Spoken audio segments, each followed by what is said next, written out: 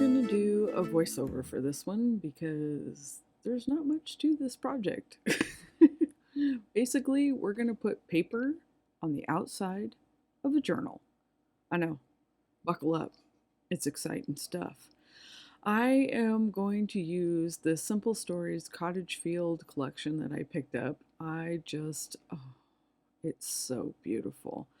And so I will be using that to cover this, one of my favorite pages. This is my needlework journal, and so basically all that I put into this one is the needlework projects that I've worked on or am working on. And I glued with Yoo-Hoo glue and with Artist Loft, or not Artist Loft, Art Glitter glue around the back and glued it down to a paper, and then I pressed it and I let it kind of attach really good. And then after it was done being pressed for probably 20 minutes, I took a hot iron to it so that it would really dry the glue well. And so it's stuck on there, like really stuck. So after that, I just trimmed around the edges. We're going to sand it here in a bit, so I was just kind of getting the rough, bigger pieces off. But I do like to sand the edges of my stuff like this because it just kind of rounds the paper off a little bit and makes it easier for it to take up ink, which is what we're also going to do. I was really hoping to use the new Tim Holtz pink, but it doesn't match. So I used Tattered Rose instead. But isn't this paper just beautiful? Oh, it's so pretty. But I sand the edges. I just use a regular nail file. I get these on Amazon. They are in my Amazon shop if you want to find out which ones I use. It's just a foam 80 or 100, 180 grit. I like them because they're foam, and so they really kind of mush and meld to the whatever you're working on, including your nails.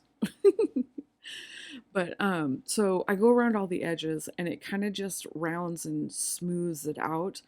And then after I'm done with that, I'm going to take one of these brushes that I also got on Amazon because y'all know I'm an Amazon hoe. Yep, because it delivers to my door anything I ask for. But I just doing a light tattered rose pinky peachy. It's kind of a peach color, don't you think it's kind of a peach color?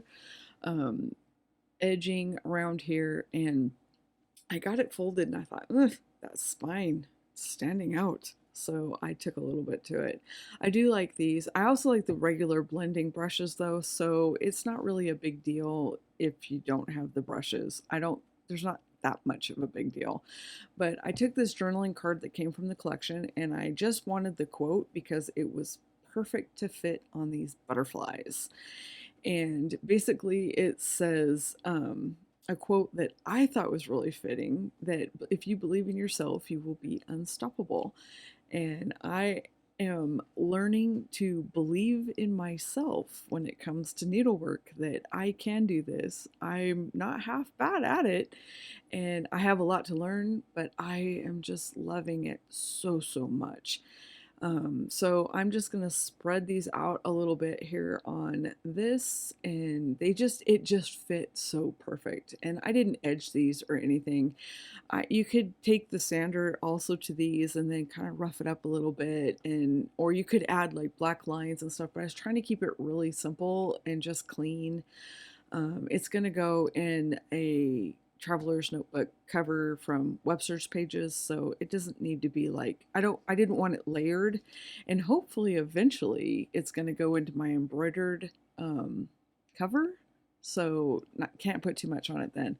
But after I added the paper, for some reason these Moleskine journals that I have, they fit weird on the front. And so there's like this little tiny gap, and so can't have gap because that would bug me. Not that it absolutely matters, but hey, any excuse to use lace, I vote is a good reason to use lace. So that's my excuse, and I'm sticking to it. And I'm just going to stick a little tiny piece of lace out here because, yes, it's lace. I thought maybe this one, I thought, oh, it's kind of plain. Ooh, look cute. Oh, look at the little scallops. And besides the fact it was a perfect scrap to go on this. To get it to stay where I wanted it to, I put down a 1/8 strip because, as you can tell, it like has a mind of its own. And if I'd had any brains in my head, I'd have used my little miracle clips, but I didn't because I forgot. So I just put down a little bit of scrap pal tape. I don't know, that sticky, heavy duty sticky tape. And just so I could get it kind of lined up. It's not going to be the only adhesive that holds it down, but I trimmed the edges off the table so you guys couldn't see that. You're welcome. Just kind of cut the edges off of that because I didn't want it to stick out past the ends, because the corners, you know how the corners are, they get beat up really bad. So now that it's held in place, I'm going to wait about 4 hours for the Fabri-Tac to come to the bottom of, wait, hold on. Oh, here it comes, because that stuff is slow. But I put that down, and then I put some art glitter glue on this piece of scrap paper that I had because I have it. And let's see, can you tell what I did wrong here? Can you tell? Look in the pictures in the end and see if you can tell what I did wrong here. And then leave it in the comments down below. And that will show that you are paying way, way too much attention. And I love my vinyl table. It's made of vinyl flooring planks, and everything comes off of it. Everything. Hot glue, the works. Anyways, I'm going to add this little tabby thing here, and then we are done. Be you. Do you. For you.